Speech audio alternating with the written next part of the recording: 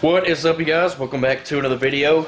Yesterday, or actually the day before yesterday, I went ahead and got the shrimp for the newly set up shrimp tank that I set up probably about a month and a half ago now. So it's been a while. It's done had its brown algae phase. I actually cycled it with the panda barb that I had. Went ahead and got rid of him because he was becoming an absolute butthole in every tank that I put him in. So he's gone now. The shrimp are in here, and they look really, really darn good. And there they are. And the shrimp that I went with are called Bloody Marys, which is basically just like a variant of a cherry shrimp, but a much, much more enhanced version of one.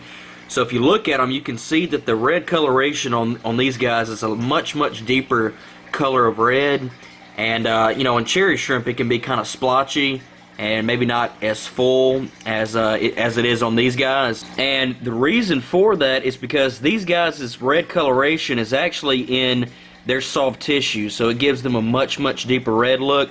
And versus the cherry shrimp, their red coloration is held in their shell, so that's why it kind of looks splotchy sometimes and is not as deep of a red coloration. But these guys are honestly just as easy as cherry shrimp, and you know, same thing, very, very tolerant to, you know, different water parameters and whatnot. But I think these guys are going to do pretty darn good in here. I started out with a dozen of them, and in a 10-gallon tank that looks about like nothing. You can see where one has already shedded back there.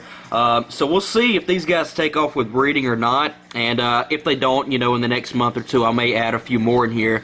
But the Monte Carlo, I actually have noticed some small progress in it. There's a little areas in it where some brown algae has grown on, but it has started to fade. And over here, the one that came in with all the dead leaves on it, I went ahead and got those all out of here, so, you know, they weren't, you know, taken away from the plant itself. The alive leaves, the leaves that are doing well, like these right here in the front. And it has started to send out some new sprouts kind of here and there. But, you know, over here, I mean, you can see it starting to come out into the gravel, like right there and right there. That was not a part of the main plant. So it is starting to show some minor growth. You know, this is not a plant that I expect to see a ton of growth really, really fast with, you know, like guppy grass or, you know, Java ferns or something like that. So, but yeah, I mean, the shrimp, the thing I love about these guys is, you know, they don't get very big, and you can have so many of them in such a small tank because their bio load is so dang small compared to even really small fish. So, I mean, we could easily have 40 or 50 of these guys in here, and I definitely do want to stick to just these kind. I don't want to mix them and have them crossing up and whatnot. So, Bloody Mary shrimp, that's the shrimp we're going to have in here, and I think they look good. I wanted to pick a color that would look good in here on the Sirius stone and on the black gravel and the Monte Carlo, and I figured this bright red that they have would look pretty darn good, and I think they stand out pretty well in here. So I am going to put a sponge back there on the filter so that way we ain't got to worry about any of them getting sucked up and whatnot. But other than that, like I said, they've been in here about 2 days or so now, and they look really, really good. So I'm very, very pleased with these guys so far. And like I said, I may add a few more. I want to kind of see if they take off with breeding or not. And yeah, we'll see. But man, they definitely do stand out in here. So an easy shrimp. You know, another thing, like I said, I wanted to go with, you know, something that wasn't going to be really difficult. I wanted to stick with the Neocardinia, not the Cardinia kind. And that way, you know, I don't have to be so hard on myself with trying to keep a checkup on this water and whatnot. I'll still do water changes and whatnot, but definitely not going to have to worry about, you know, this parameter or that one getting slightly out of whack and having to worry about losing all these guys like you do with some of the Cardinia species. So yeah, I think they're going to do pretty darn well in here. Over here in the Beaufront tank where the panda bar was at, he's no longer in here. Like I said, I used him to help me cycle the shrimp tank, and I went ahead and took him up to the store that I work at because he was being an absolute bully in this tank, and I've had that problem with him in the past in previous tanks that I've had him in, so I went ahead and got rid of him. But the newest addition to this tank, the spotted Leperinus right there, is doing great. You can see him out and about.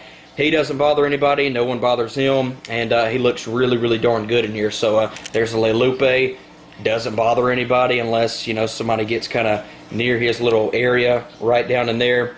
But yeah, I mean, that's pretty much it. The cars are looking good. The red spot Severums, they're looking pretty darn good. Buenos Aires, may add a few more of those guys in here. And that is pretty much it on that tank. Now here's a tank that I have not shown in a good little minute, the Plaquette Baited tank. There he is right there, active, all out and about right now.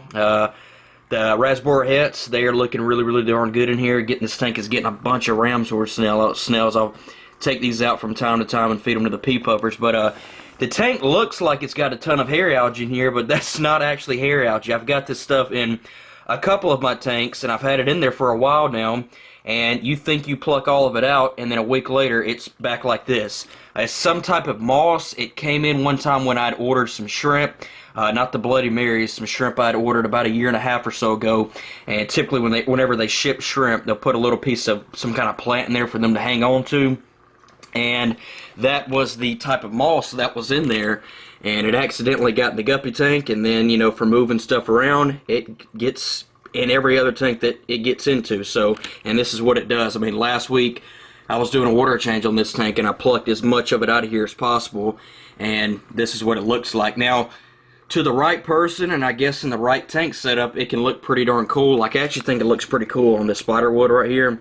But like, you know, on the filter back there, and, you know, on the rocks and down here in the substrate, I don't think it looks that good. So I just kind of have to take my time every once in a while to kind of pluck it out of here, and, you know, it comes right back. It's such a fast growing plant, and, you know, nothing eats it. It's not an algae, so you can't put the flying fox in here. I mean, if you could and they ate it, they'd be a lifesaver, because, you know, they're like the best hair algae eater that there is, but they will not eat this stuff. So I don't know, but I mean, if you guys have any tips or tricks with this stuff to get rid of literally every bit of it so it does not come back, then you can let me know down below in the comments, because I cannot get rid of this stuff. I just cannot get rid of it, and I really do not like the looks of it that much. So, but that's going to pretty much do it for now. Kind of a short, quick little video today. If you guys did enjoy the video, though, please be sure to give it a like down below.